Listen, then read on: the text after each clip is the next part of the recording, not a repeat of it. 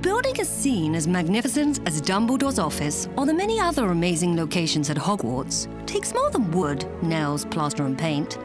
It takes imagination. How do you create a world that's never been seen? Filmmaking by its very nature is a collaborative medium, so you make sure that you have the best people working for you. That's the first thing. For me, and probably for most other designers, there is no real procedure about how you get an idea or where you take it from. Often I find myself staring at a blank sheet of paper. It starts with a script, which acts as a blueprint for the imagination.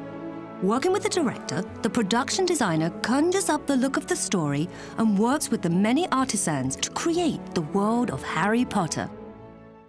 In the case of Dumbledore, I think initially it was the blank sheet of paper, but then it occurred to me that the brief was, this is the boss, you know, this is the big man, he has the best office.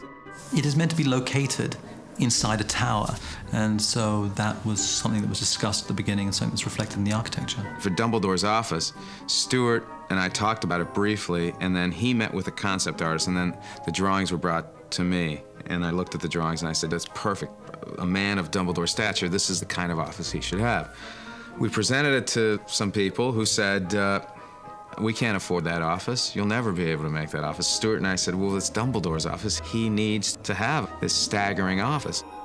Admittedly, this is a big budget film, but even so, every film, however big the budget, has its constraints. You know, the dreams are always more expensive than the purse will allow. So after a lot of help from our producers in terms of securing the funds to build the office, we were able to begin work on Dumbledore's office.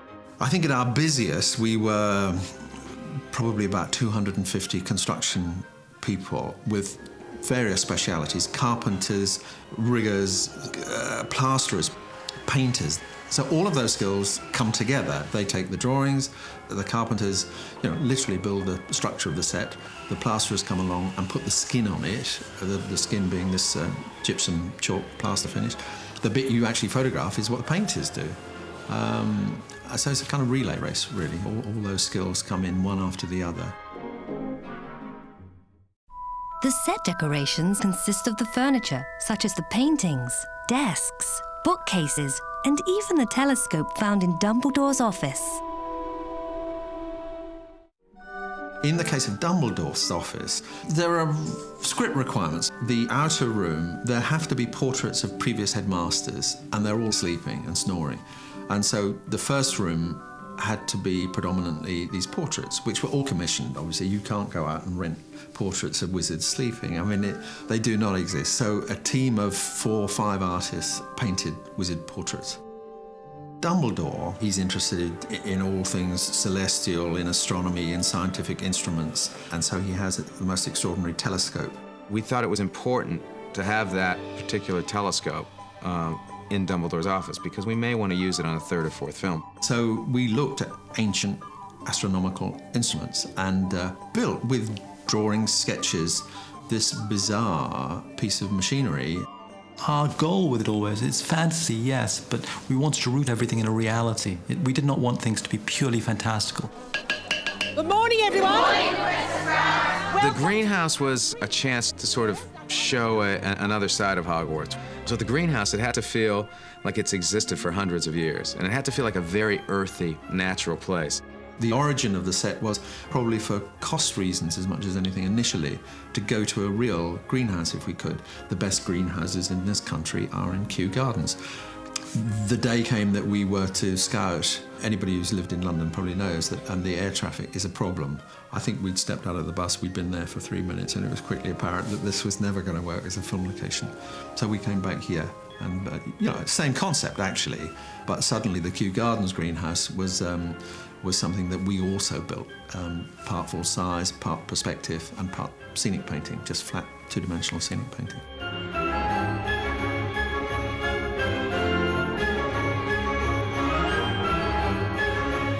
Today we're going to repot mandrakes.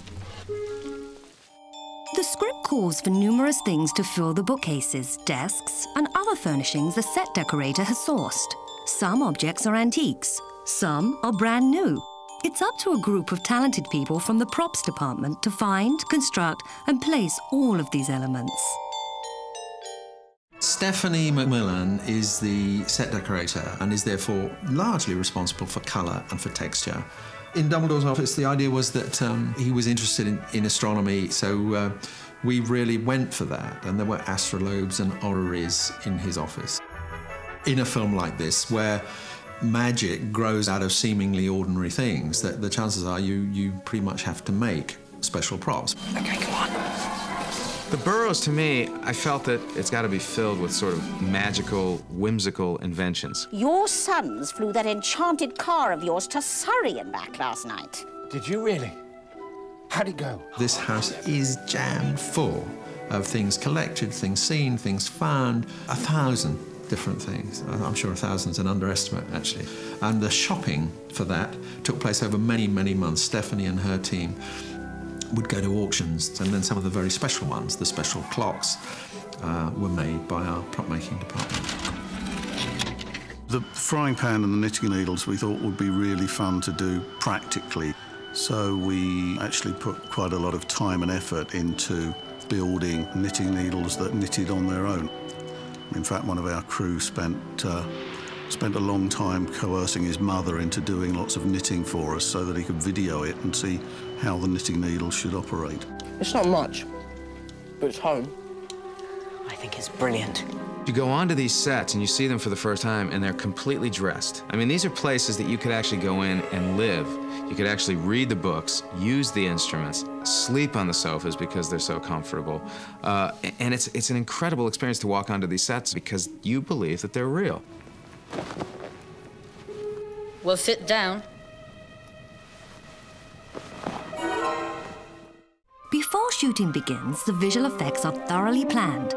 The effects often combine film footage with computer-generated images. Creatures, such as forks, however, are partly constructed for placement in the scenes as they are filmed. With Harry Potter, all the concepts, the sort of initial discussions, come about through meetings between the director of the art department, John Richardson in special effects, myself, primarily to work out who's going to do which bits. Who is it? With Aragog, we sat down in meetings at the very beginning. You know, everyone is going, well, of course, Aragog has to be CG. He's enormous, you know, it couldn't possibly be done for real. And so, sort of like a fool, I went, excuse me, I think we can build that. And it's always scary when you've built something that's taken that long and it's that complex, and the whole scene is centred around this character in one way. Sort of, if it didn't work, they were going to CG it. And in fact, when they did the rough cut of the scene, they apparently decided they don't need to CG him at all. At that point, Chris Columbus did turn around to me and say, well, you did say you could do that. And, you know, I said, yes. And it doesn't stop me being completely surprised. Forks? The Phoenix, it's a very complex creature to start with, and feathering is very different from hair or anything else because you're working with real feathers, and it's very difficult to duplicate that. I work very closely with the visual effects supervisors so that, you know, the guys who are actually modelling the feathers of the Phoenix in the computer can come and see our Phoenix, and we can talk to them and they can go, oh yeah, that's really lovely, but that's going to give us a nightmare, so you can offer something else. And that kind of thing goes on all the time. Amazing! This is just like magic! The cinematographer's job is not only filming the scene, but lighting it as well. Lighting is important because it can make a scene feel safe or scary. Chris said, I'd like you to see the first film, and we'd like to go darker. Roger and I set out at the beginning. Hogwarts is a place that is magical and glowing, but as the events at Hogwarts take a darker and more serious and quite terrifying turn, the film gets darker, and the magical glow starts to go away. I think dark as a mood, how you achieve it might not entail less light, but it's just allowing the corners of the hall or the staircase to just go off into nothing.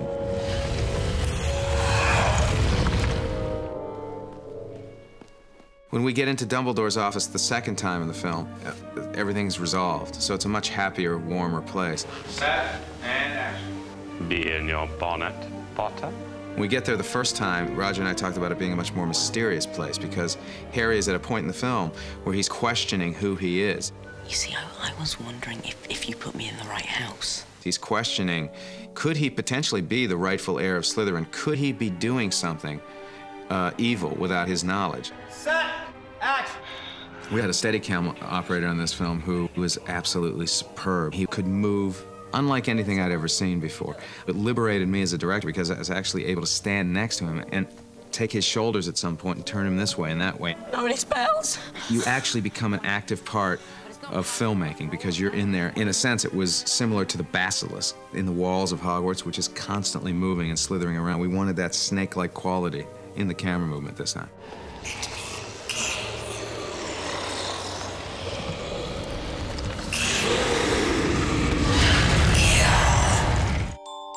Working with the script, the costume designer uses the story's inspiration for their designs, always being mindful that the wardrobe complements the set. Then, hair and makeup are designed to best visually express the personality of each character. As a school treat, all exams have been cancelled. I think Dumbledore is one of those characters who very much had to proceed how he had already, the way he had already gone. Shall we? Dumbledore is difficult with all that hair. It's uncomfortable, especially with that he used to sit on it. So you'd always have to be there to lift it so that he could sit down. Where have you been? Morning, Weasleys! I thought Mr. and Mrs. Weasley's costumes are some of my favourite costumes that I've ever done. It was a big design exercise, really, doing them, because we knew a lot about them from the books, and we know a lot about where they live from the books. And then Stuart Craig and I kind of discussed ever such a lot about their home life. And we knew all about her knitting, you know, how she loves knitting. And so I think we just went on a wool and tweed adventure, you know. I imagine that Mrs. Weasley has crocheted and knitted and pulled together all these things herself. Lockhart's character. It was very difficult because in the script it tells you that he wears lilac and pink and pale blue and all these sort of colours. And really, within the colour scheme of the Harry Potter film, that doesn't work. It would look vulgar and rather, you know, like at the end of the pier sort of look. Can everybody see me? Can you all hear me? Lockhart has the most smashing smile, and Ken's teeth weren't actually perfect, so we had these amazing teeth made. And so when he smiles, they're absolutely perfect, top and bottom, white, dead straight. Lucius Malfoy. We tried a lot of things for Mr. Malfoy, and, you know, that was a tricky one. It's one of the worst things for a hairdresser, is putting a blonde wig on dark hair. We bleached his eyebrows at one point, but it took away that strength of character of his face. It detracted. So we went with the dark eyebrows and the light hair. Mark my words, Potter. One day soon, you are going to make the same sticky end. Once the scene has been shot, the editor is needed to piece the film together. Then, sound effects and music add the finishing touches. Every day the film comes to me, from the shoot the day before, I cut all those pictures together. What a night. 9 raids. 9! Raids? Dad works in the Ministry of Magic, in the Misuse of Muggle Artifacts office. And show that to the director, where he and I massage it into the final story. What I do is I tell a story in pictures. Diagon Alley!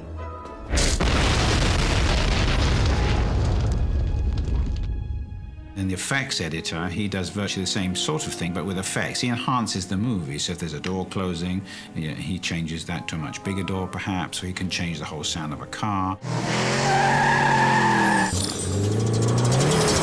So everybody's sort of making this baby grow and adding pieces, their own pieces, to the final contribution.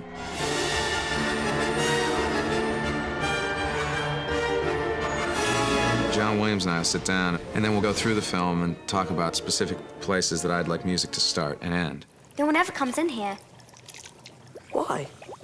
Moaning Myrtle. Who? Moaning Myrtle. Who's Moaning Myrtle? I'm Moaning Myrtle.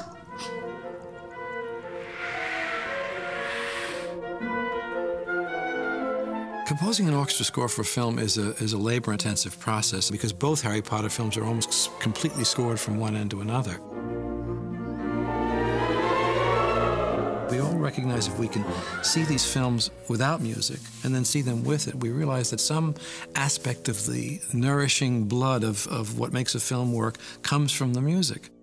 Harry! It's Hermione!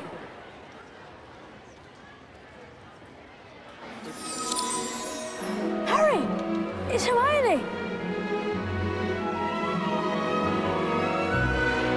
Actually, I think I spend more time thinking about that melodic material than film scores. And when it's successful, it's a great reward, I think, certainly for me personally, and hopefully for those people who take the music away and want to play it or learn it or hear it over again. It's the work of many talented people that make the magic finally come to life on film. Now, let's take a peek at the final results.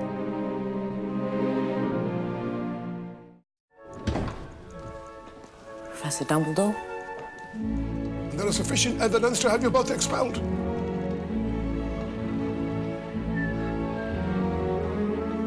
So the Sorting Hat was right. I should be in Slytherin.